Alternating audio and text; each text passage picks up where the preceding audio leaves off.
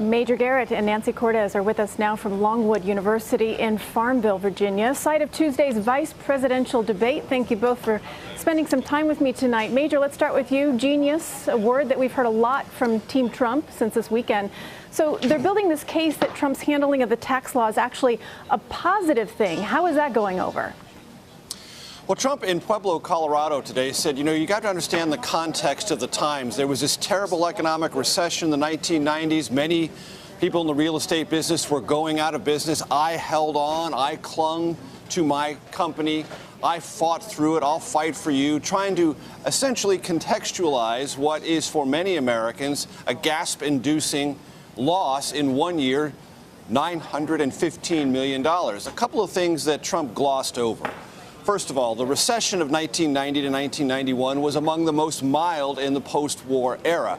And though it did hit white-collar workers, it didn't particularly hit the real estate development market as much as Trump represented. And by then, the 90s, Trump wasn't really a real estate developer as much as he was a casino developer. And he made some pretty strategic miscalculations in those Atlantic City casinos and with an airline that also went nearly bankrupt. Those accounted for most of those losses that Trump put on his personal tax return, according to these documents, in 1995.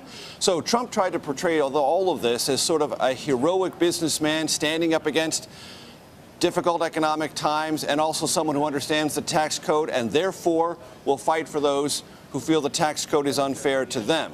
The Trump supporters in Pueblo, Colorado reacted positively to it, but as the scrutiny continues over Trump's finances and his mechanistic approach to using the tax code to benefit him financially, even though those involved in his publicly traded companies suffered mightily, will probably not stand up to the test of either time or more intense scrutiny.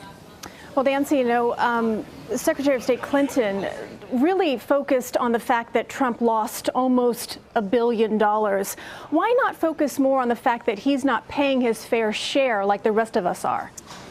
Because his biggest strength, Christine, in poll after poll, is that voters think that he would be better equipped to handle the economy. If you ask them about just about anything else, if you ask them who'd be best handling terrorism, who'd be best handling foreign policy, who'd be best handling immigration, they often give Clinton an edge. But when it comes to the economy, there are many voters who believe, look, this guy has been a businessman. He must be better at handling the economy. And that has been a big frustration for the Clinton campaign, which says, look, we're the ones with the plans. We've got a tax plan. We've got a workable infrastructure plan, and he's winging it, and yet people think he'd be better for the economy. So this is something that they've been preparing for several months. They have been pushing him to release his own tax returns to no avail, but they were hoping that something just like this would happen. And so before you know it, the Clinton campaign came out with an ad attacking him on it.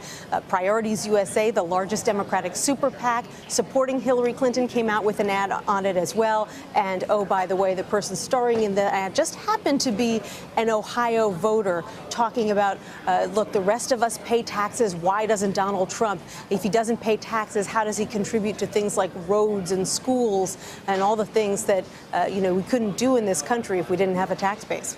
And Christine, you know that this is something that both campaigns agree on. What is the core vulnerability of this story? It's not so much tax fairness. That's a secondary issue. Both campaigns know the biggest vulnerability exposed by this story was Trump was a crappy businessman in the 90s.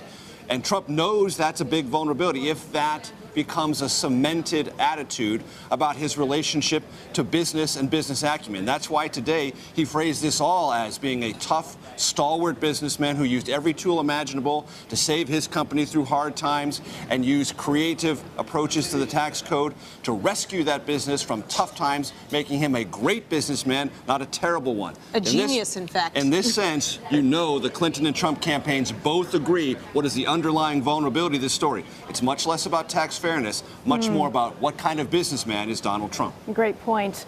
Nancy, you mentioned something about winging it. Major, looking ahead to tomorrow's vice presidential debate, Trump really boasted that he had minimal preparation. Is Pence going that same route? No. Mike Pence is a skilled, trained politician, an intellectual who approaches politics seriously, cares deeply about policy, did when he was in the House of Representatives, did when he was governor of Indiana and still does.